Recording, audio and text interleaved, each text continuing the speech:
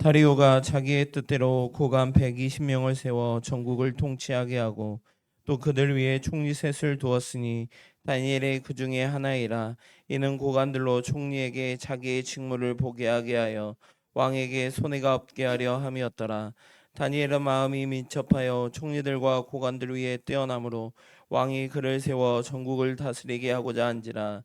이에 총리들과 고관들이 국사에 대하여 다니엘을 고발할 근거를 찾고자 하였으나 아무 근거도 아무 허물도 찾지 못하였으니 이는 그가 충성되어 아무 그릇됨도 없고 아무 허물도 없음이었더라. 그들이 이르되 이 다니엘은 그 하나님의 율법에서 근거를 찾지 못하면 그를 고발할 수 없으리라 하고, 이에 총리들과 고관들이 모여 왕에게 나아가서 그에게 말하되, 다리오 왕이여 만수무강하옵소서. 나라의 모든 총리와 지사와 총독과 법관과 관원이 의논하고 왕에게 한 법률을 세우며 한 금령을 정하실 것을 구하나이다. 왕이여 그것은 곧 이제부터 30일 동안에 누구든지 왕의 어떤 신에게나 사람에게 무엇을 구하면 사자굴에 던져 넣기로 한 것이니이다. 그런즉 왕이여 원하건대 금령을 세우시고 그 조서에 왕의 도장을 찍어 메대와 바사에 고치지 아니하는 규례를 따라 그것을 다시 고치지 못하게 하옵소서 하매, 이에 다리오 왕이 조서에 왕의 도장을 찍어 금령을 내리니라.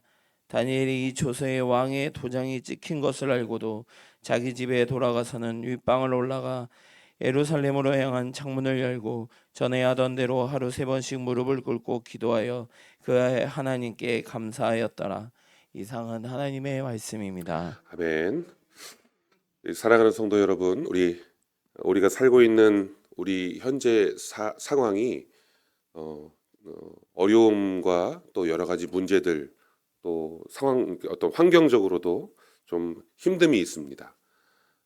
저희가 이제 오래진 않았지만 이 코로나라고 하는 큰 팬데믹을 한번 겪게 됐잖아요. 저희 나라뿐만 아니라 전 세계가 다 이런 어떤 전 세계적으로 확산되는 전염병 때문에 큰 홍역을 치렀습니다. 대한민국의 이 코로나 시즌에 대한민국의 약 11,000여 개 교회가 문을 닫았고, 이제 코로나가 많이 지났는데 전체 교단 통계상 한 6,000개 교회 정도만 다시 문을 열었고, 나머지 교회들은 아직까지도 문을 열지 못한 상태. 이런 교회가 없어진 거죠. 그래서 이런 어려움 속에서 자립하지 못하고 문을 닫은 교회들이 많이 있다는 겁니다. 목회자들이 사역지를 잃었죠. 그리고 교인들이 교회를 떠났습니다. 그래서 어떤 사람들은 뭐 그렇게 말하기도 해요. 이제 이걸 뭐 이렇게 뭐 경쟁력을 갖춰야 되는 세상이다 보니까 경쟁력이 없는 교회는 그냥 도태되는 것이다. 신앙적인 측면에서 본다면 대충 신앙생활 하던 사람들은 다 이제 떠나가고 이제 알곡만 남고 쭉정이는 다 분리된 것 같은 거다. 그래서 오히려 이게 기독교 신앙적으로는 호재일까? 뭐 이런 이야기가 국민일보에 한번 실린 적이 있었는데, 저는 그렇게 말씀드리고 싶어요. 성도들에게 있어 어떤 위기 상황 문제가 생겼을 때 이게 호재다 아니면 이게 악재다라고 말할 필요가 없다는 겁니다. 오직 하나님께서 일하시며 하나님의 주권만 인정하는 것이 우리 믿는 성도들의 이 신앙의 태도라고 저는 생각합니다. 오늘 페르시아의 대제국을 건설하게 한 이 고레스라고 하는 이 왕을 여러분들 잘 아실 겁니다. 이 바벨론 제국을 멸망시키고 이제 메대와 이 바사라고 하는 이 나라를 잇는 대제국을 이제 이끌어낸 인물입니다. 우리에게는 이 바벨론 포로로 끌려왔던 이스라엘 민족을 되돌려 보내준 조서를 쓴 왕으로 잘 알려진 이 고레스 왕. 근데 고레스 왕이 나중에 이제 죽고 나서 그의 아들 아닥사스다 왕이 왕위에 올랐고, 그 역시 이 에스겔서에서 등장하는 것처럼 페르시아의 왕으로서 어떻게 해요? 이스라엘 백성들을 돌려보내서 너희들 예루살렘으로 돌아가서 성벽 짓고 성전 쌓아라 라고 이래 허락해준 인물로 알려져 있습니다. 오늘 본문에 등장하는 이 다리오, 이 왕도 3번째 왕인데, 이 아닥사스다 왕이 갑자기 죽고 난 이후에 뒤를 이어 이 왕이 된 사람입니다. 그가 나라를 다스리는데 120개 도를 나누고 각 방백들을 임명하고, 그리고 그 방백들을 다스릴 수 있는 고관 위에 3명의 행정관을 두는, 총리를 두는 제도를 만들어낸 인물입니다. 그러니까 많은 도를 다스리려고 하다 보니까 그런 제도들을 만들어냈는데 탁월한 어떤 행정가이고 군인이기도 하죠. 바로 이 순간에 소년으로 끌려와서 왕궁에서 일을 맡았던 우리가 잘 아는 이 다니엘이라고 하는 이 청년이 어떻게 보면 국가가 바뀌고 왕이 바뀌고 정권이 바뀌고 이렇게 상황이 변함에도 불구하고 늘 왕의 측근으로서 건재한 모습을 보여주고 있다는 겁니다. 더군다나 이 3명의 총리들 가운데 가장 뛰어난 총리로 평가받는 인물이잖아요. 오늘 본문 3절에 띄워주시면 다니엘의 자질이 어떠한지를 보여주고 있습니다. 3절에 다니엘은 마음이 민첩하고 또 총리들과 고관들 위에 어떻게 해요? 뛰어나기 때문에 왕이 그를 세워 전국을 다스리게 하고자 한지라. 그러니까 정권이 바뀌고 왕이 바뀌었지만 이 사람은 아주 뛰어나고 탁월한 사람이라는 걸 인정받았다라고 하는 거예요. 여러분, 물론 포로의 신분이었지만 국가가 바뀌고 왕이 바뀌고 정권이 바뀌어도 이런 평가를 받을 수 있는 이유, 분명 이 다니엘이 가지고 있던 개인적인 어떤 자질이나 어떤 능력도 있었을 겁니다. 그러나 어떻게 하면 이런 능력과 그 자질을 인정받을 수 있느냐 하는 거죠. 저희들은 이제 역사를 되돌아보거나 우리 대한민국의 역사를 되돌아봐도 이 드라마틱한 이야기들이 있습니다. 뭐냐면 국가가 바뀌고 정권이 바뀌게 되면 항상 벌어지는 일들이 있잖아요.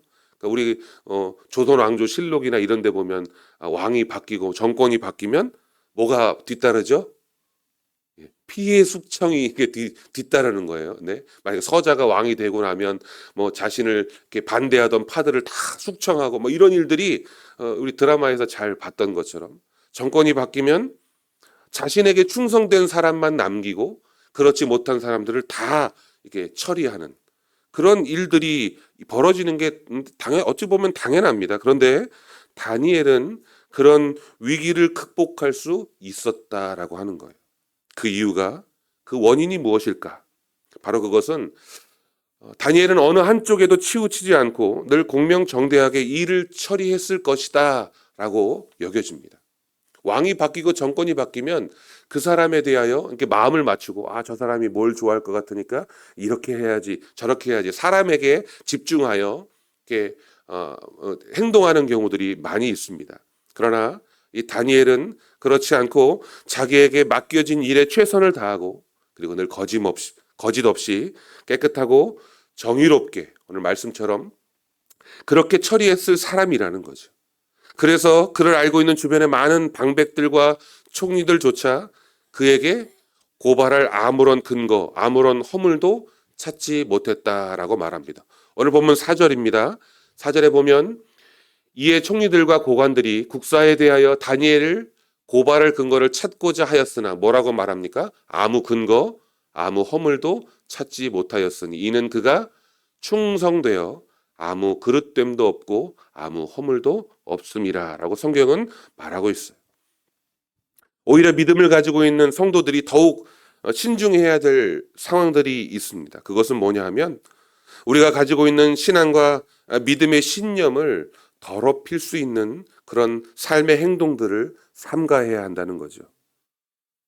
상황이 어렵다고 해서 물론 상황이 어려우면 나만 어려운 건 아니죠. 모든 사람들이 주변에 있는 사람들도 함께 어렵습니다. 그런데 남을 속이거나 불법적인 이익을 얻고자 하여서 또 때로는 공동체가 아닌 개인의 이익을 위해 살아가는 사람들, 여러분 오늘날의 상황 속에서 신앙생활을 하는 성도들에게는 있어서는 안 되는 삶의 모습일 줄 압니다. 바로 다니엘과 같이 충성되어 아무 그릇됨과 허물도 찾을 수 없는, 그래서 하나님이 사용하시는 사람 되기를 여러분 간절히 축원합니다. 이런 사람에게 주시는 하나님의 은혜가 형통이라는 사실입니다. 여러분 생각해 보세요. 상황이 막 어려워졌잖아요. 막 뒤숭숭하고 국제 정세도 어렵고 경제도 어렵고 다 어렵습니다. 문제가 생겼고 교회가 문을 닫을 상황이고 성도가 교회를 떠나야 할 상황이다. 어렵고 극박한 상황이라면 여러분 반대로 생각해 보면요. 교회를 알지 못하는 사람들, 교회를 다니지 않는 사람들, 이런 사람들이 더 큰 두려움과 위기를 느껴야 될 상황이라는 거죠. 왜요? 교회를 다니는 사람이면 그만큼 신앙이 있으니까 이런 위기를 극복해 보자. 뭐 이렇게 으쌰으쌰 하는 마음이라도 있지. 그렇지 않은 사람들 같은 경우 그런 고난과 위기가 오면 더 큰 두려움을 느끼고 더 위기를 느끼잖아요. 오히려 이런 위기들이 우리 삶에 다가오는 고난과 위기들이 바로 하나님이 택하신 잃어버린 사람들을 향한 그들을 찾아낼 수 있는 기회가 아닐까 여러분 생각하시기 바랍니다.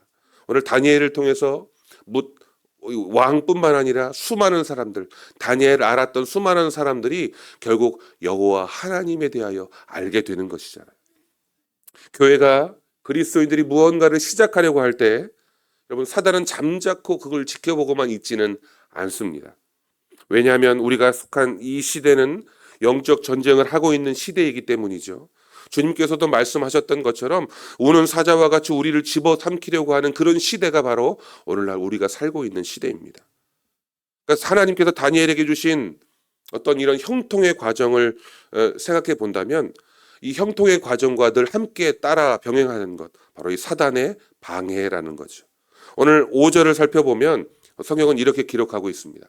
그들이 이르되 이 다니엘은 하나님의 율법의 근거를 찾지 못하면 그를 고발할 수 없으리라. 그러니까 삶에서는 아무런 흠도 찾을 수 없는 거예요. 그러니까 이 사단이 뭘 걸고 넘어지려고 해요? 하나님의 율법. 야, 저 사람은 신앙으로 걸고 넘어지지 않으면 넘어뜨릴 수 없겠다. 고발할 수 없겠다. 라고 말하는 거죠. 이건 사람의 생각이 아니죠. 바로 악한 영이 주는 생각입니다.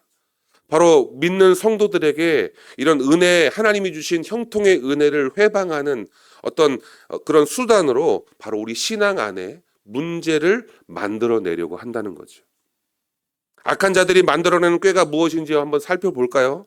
다 알고 있는 내용이지만 여러분 총리와 고관들이 다리오 왕 앞에 나아가서 한 가지 제안을 합니다. 왕이시여, 당신이 이 큰 나라를 통치하시니까 그 위험이 참 높습니다. 그러니 앞으로 30일 동안 당신의 이 놀라운 권위를 찬양하기 위해서 왕 외에 다른 어떤 왕이나 신들에게 무엇이든지 구하거나 절하지 않도록 그런 법령을 내리시는 게 어떻겠습니까? 혹 이것을 어기면 사자굴에 던져 넣기로 하지요 라고 하는 제안을 한다는 거죠. 여러분 다니엘은요 16 그 나이 또래에 바벨론의 1차 포로로 끌려온 사람이었습니다. 다리오 왕 때는 그가 이미 나이가 80세에서 90세를 넘은 상황이라는 거죠. 그런데 다니엘은 바벨론의 느부갓네살 왕 때부터 이 페르시아에 이어오는 다리오 왕 때까지 단 한 번도 거르지 않았던 것이 있었습니다. 그게 뭘까요? 매일 기도하는 거죠. 예루살렘을 향하여 하나님께 기도하는 사람이었다는 겁니다. 그가 어릴 적 가지고 있던 그 신앙을 이 나이가 든 할아버지의 상황에서도 여전히 꾸준히 한 번도 거르지 않고 하나님 앞에 기도하는 사람이었다는 겁니다. 그래서일까요? 여러분 다니엘을 아는 사람들은 다 모두가 아는 상황이에요. 그래서 어떤 설교에 보면 다니엘은 예루살렘을 향하여 창을 열어놓고 남들이 보든 안 보든 담대하게, 근데 사실 창문을 닫아놔도 다니엘은 지금 이 시간에 기도할 사람이야. 다니엘을 아는 사람이라면 다 알았다는 거죠. 여러분 우리의 신앙생활에 어떤 상황이 벌어질지 아무도 예측할 수 없습니다. 팬데믹이라는 말을 저희가 이제 코로나 때문에 처음 쓰게 됐는데 코로나라는 전염병 때문에 팬데믹이 온 거죠. 팬데믹은 이제 WTO에서 정하는 건데 어떤 대유행, 그러니까 어떤 인간의 어떤 생명과 질병과 관련된 어떤 대유행 사건들, 인간의 어떤 인류를 이렇게 휘청거리게 만들 수 있는 대사건들을 이렇게 팬데믹이라고 지정하는데, 여러분 코로나뿐만 아니라 앞으로 우리 인류 역사 속에 이런 팬데믹과 같은 팬데믹이라는 일들이 계속적으로 벌어질 거라는 거죠. 마태복음 24장, 스가랴 14장, 마가복음 13장, 누가복음 21장, 요한계시록 20장 등등 보면 인류의 마지막 때에 겪게 될 여러 가지 징조들을 보여줍니다. 막 기근이나 전염병 같은 거요. 여러분 얼마 전에도 러시아에 막 8.8 막 이렇게 지진이 막 일어나고 막 쓰나미가 막 몰려오고 여러분 아시죠? 지진과 화산 활동, 심지어는 운석 이런 재난 상황들이 계속적으로 일어날 겁니다. 그리고 오늘 성경의 말씀처럼 두렵지만 여러분 전쟁이 막 곳곳에서 막 벌어지고 있어요. 캄보디아하고 쟤네들은 왜 싸우는 거예요, 갑자기? 막 곳곳에서 전쟁이 막 벌어지고 있어요. 전쟁, 자원의 다툼, 경제적인 붕괴, 사회 시스템의 마비, 뭐 성경의 말씀처럼 적 그리스도가 출현하는 것 같은 이러한 우리의 삶을 뒤흔들 만한 팬데믹들이 계속적으로 일어날 거란 말이죠. 만일 여러분이 다니엘처럼 다니엘이 겪는 이 상황처럼 이런 팬데믹을 우리가 다시 또 겪게 된다면 우리가 다니엘과 같은 신앙을 유지할 수 있을까? 만약에 그럴 뻔했지만 국가에서 교회는 이제 더 이상 다니면 안 돼. 뭐라고 법을 정해놓고요. 갑자기 교회 출석을 하면 안 돼. 땅땅땅 해버린다고 여러분 생각해 보세요. 그럼 여러분은 몰래 한밤중에 교회 나와서 예배드리고 문 다 닫아놓고 막 예배드리고 이런 그런 상황이 만약 우리에게 벌어진다면 우리가 그렇게 신앙생활 할 수 있을까 돌아보는 거죠. 세상 사람들은 말했습니다. 적당히 좀 해라. 교회 너희들 왜 너희만 사는 거 아니잖아. 막 이렇게 손가락질 했단 말이에요. 오늘 여러분 10절에 보면 다니엘이요 이런 상황 속에서 다니엘의 모습을 보여줍니다. 다니엘이 조서에 왕의 도장이 찍힌 것을 알고도 자기 집에 돌아가서 윗방에 올라가 예루살렘을 향하여 창문을 열고 전에 하던 대로 하루에 3번씩 무릎을 꿇고 기도하며 그의 하나님께 감사하였더라. 여러분 알고도 하던 대로. 제가 오늘 말씀의 제목이 알고도 하던 대로의 신앙입니다. 성경은 다니엘의 행동을 뭐라고 정의하냐면 바로 알고도 하던 대로. 다니엘은 30일 기도 금지령이 왕의 도장이 딱 찍힌 걸 알았어. 메대와 바사에 변하지 않는. 이건 도장을 찍은 왕조차도 이걸 바꿀 수 없는 법령이라는 거예요. 그러니까 다리오 왕도 한번 도장을 꾹 찍고 나면 이거 바꿀 수가 없는 법이라는 거죠. 다니엘은 30일이라고 하는 이 기도 금지령이 딱 내려졌을 때 어떤 생각을 했을까요? 저 같았으면 한 달 뒤에 하자. 한 달 뒤에 하지 뭐. 이렇게 생각했을지도 모르겠어요.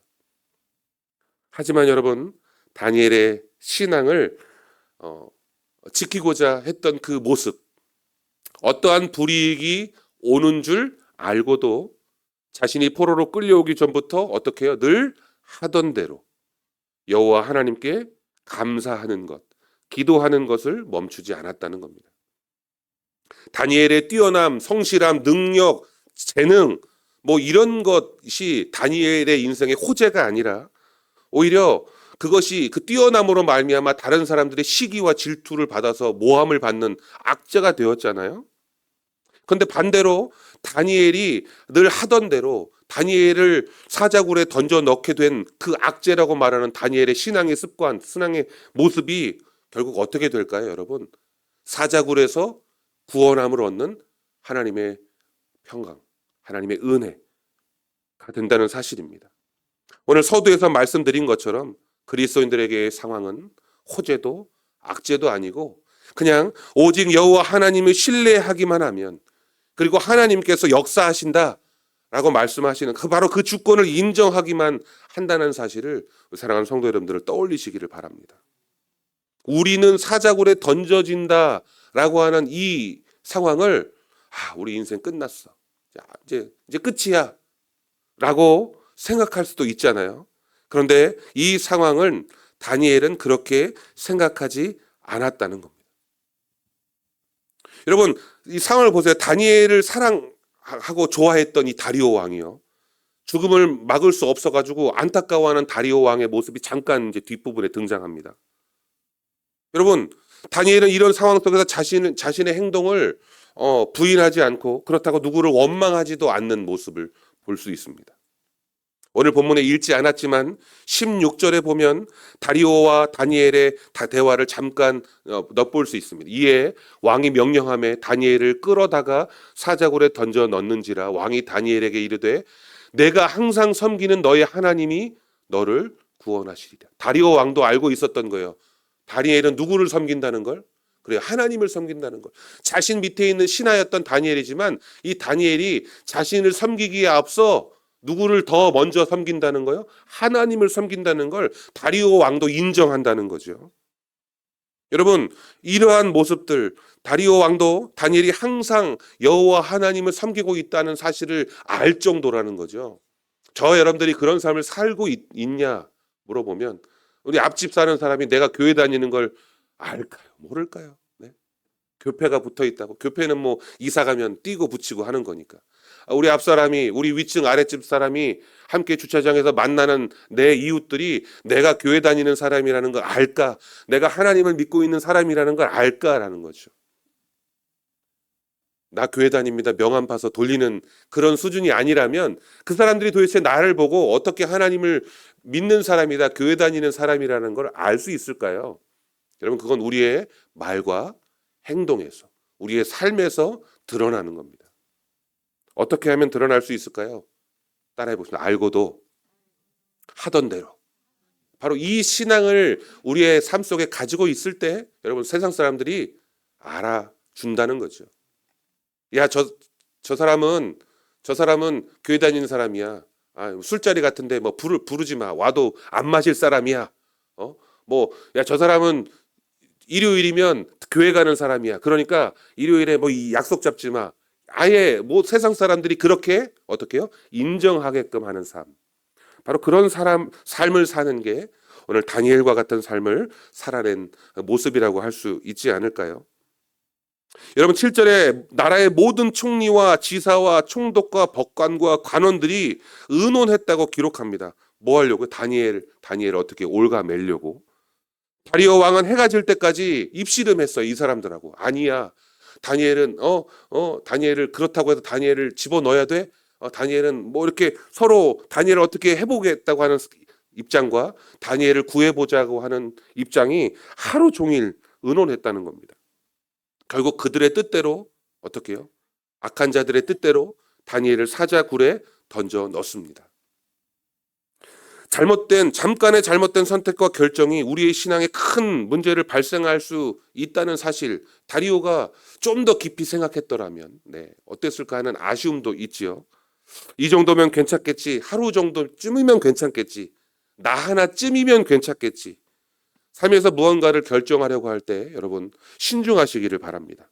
그리고 이 신중을 그냥 내 개인적인 계획이나 생각 말고요, 신앙 안에서 신중하시기를 바랍니다. 바로 그랬을 때 하나님께서 하나님의 뜻이 무엇인지를 우리에게 밝히 드러내신다는 거죠. 기도하는 사람, 말씀을 가까이 하는 사람이 결국 하나님의 뜻대로 살아낼 수 있다는 겁니다. 여러분 사자굴에 던져졌어요. 다니엘이. 사파리 동물원 같은 데 가보셔도 알겠지만 엄청나게 큽니다. 사자. 이 사자가 이 버스 있잖아요. 그 버스 안에 사육사가 이렇게 먹이를 더 붙여주면 그냥 입을 벌려가지고 그냥 그걸 탁 받아 먹는데 엄청 얘가 덤비면 정말 아찔하겠더라고요. 여러분 이제 사자굴에 던져졌고 그 덩치 큰 사자에게 있어서 90세 할아버지는 그냥 한 끼 저녁 식사도 안 되는 날이 밝았어요. 여러분 아주 중요한 신앙과 간증의 역사가 나타납니다. 여러분 사자나 하이에나는 그 뼈까지 오도독 씹어 먹는 걸로 유명합니다. 근데 사자굴 속의 다니엘은 어떻게 해요? 털끝 하나 상처 입은 것 없이 살아났다는 겁니다. 다리오 왕의 고백을 들어보면 20절에 살아계신 하나님의 종 다니엘아, 내가 항상 섬기는 내 하나님이 사자들에게서 너를 능히 구원하셨느냐? 하나님이 너를 구원하셨느냐라고 묻고 있어요. 여러분 말씀하는 거 보니까 사자들이 한두 마리가 아닌 거죠. 그런데 다니엘이 살아있는지를 확인합니다. 자, 이건 무엇을 뜻하는 겁니까? 다리오 왕이 경험했던 다니엘의 형통. 다니엘은 늘 하나님이 함께 하시는 사람이었으니까 사자굴에 던져졌으면 당연히 죽는 거잖아요. 근데 그 사자굴 앞에 가서 다니엘 네가 살아있냐라고 묻는 건 다리오 왕이 뭐 큰 믿음이 있었다 이런 건 아니지만 그래도 다니엘의 형통을 알고 있었던 다니엘의 하나님께서 다니엘을 지켜주실지 않았을까라고 묻는 그런 모습을 여러분 보고 있습니다. 온전한 그리스도인 하나의 주변에 얼마나 많은 불신의 영혼들이 있겠어요. 그런데 그 믿는 한 사람으로 말미암아 영향력이 이처럼 엄청나다는 겁니다. 다니엘은 평상시 알고도 하던 대로 늘 한결같은 그 신앙의 모습이 페르시아 대제국을 통치하는 다리오 왕의 마음을 변화시키는 그런 능력이 보여지기도 했다는 겁니다. 사랑하는 성도 여러분, 우리는 상황과 여건에 동요할 필요가 없어요. 날씨가 이렇게 갑자기 방송 들을 때마다 뭐 몇십 년 만에 폭우입니다. 백 년이 넘은 110년 만에 더 무더위입니다. 뭐 이런 말들을 너무 자주 듣다 보니까 도대체 역사가 어떻게 쓰여지고 있는 건지, 여러분 상황이 어떻게 변하든지 우리의 주변의 여건들이 어떻게 다르게 흐르든지 여러분 동요할 필요가 없습니다. 하나님만 신뢰하고 의지하면 어떤 환란이 와도 우리를 인도하시는 그 하나님의 능력을 여러분 경험하게 될 것입니다. 그 하나님의 능력은 우리가 불가능하다고 여겨지는 것, 사자굴에 던져졌던 사람이 살아날 수 있는 것처럼 우리가 안 될 거야 불가능이라고 여겨졌던 것, 바로 그런 일들 속에서 하나님의 능력을 경험하게 될 줄로 믿습니다. 바로 오늘 다니엘처럼 알고도 하던 대로 바로 이 신앙 성숙을 위해 삶의 꾸준한 신앙생활을 실천했던 이 다니엘의 모습이 바로 저와 여러분들에게 있어져서 우리뿐만 아니라 우리 주변에 있는 많은 사람들에게 하나님의 선한 영향력을 끼칠 수 있는 그런 은혜로운 삶을 살아내시기를 주님의 이름으로 축원합니다.